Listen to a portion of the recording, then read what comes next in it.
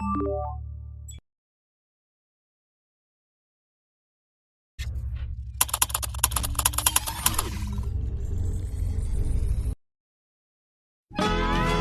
na yaman.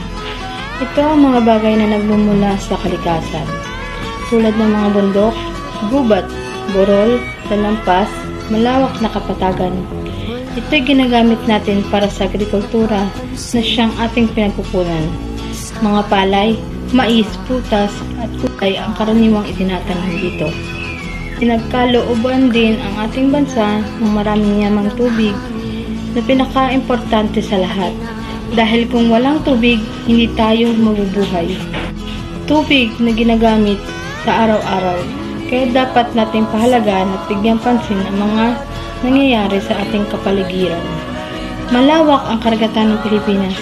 Malawak, mayaman, malinis at maganda ang tawag sa dagat noon.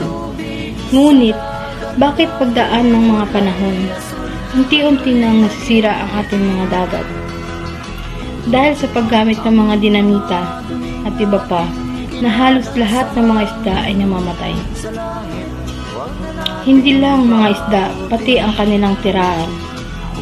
Isa pa sa dahilan ng pagkasira ng ating karagatan ay ang pagdami ng mga pabrika at mga basurang itinatapon na siyang nagdudulot ng pagkalaso ng mga isda.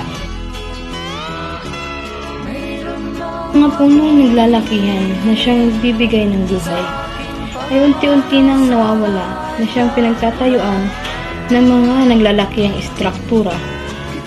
Paano pa kaya isasalba kung ang mga tao ay mukhang abuso na? Nakakapanghinayang tingnan na ang dating mga mabiberdeng puno ngayon ay mga malalaking gusali na. Mapapansin din natin na ang isang problema sa ating pamayanan ngayon ay ang pagdami ng basura na ang dahilan ay kapabayaan ng mga tao. Mga basurang nakakalat na siyang nagbibigay ng kahihinatnan sa atin. Ito rin ang dahilan kung bakit kaliwat kanan ang mga baha na ating nararanasan ngayon. Kung ating ikukumpara ang kalagayan ng mundo at sa ngayon, ay malayo ang pagkakaiba nila. Kung noon ay mayroong mga disiplina ang mga tao sa pag-aalaga ng kalikasan, ngayon ay parang baliwala na ito sa kanila. Sakit man ikumpara ang dating noon, paano pa ibabalik ngayon? Kung ngayon ay unti-unti nang naglalaho, paano na lang kaya kung ang susunod na henerasyon ay mas lalo pang aabusunin ang kanilang inang kalikasan?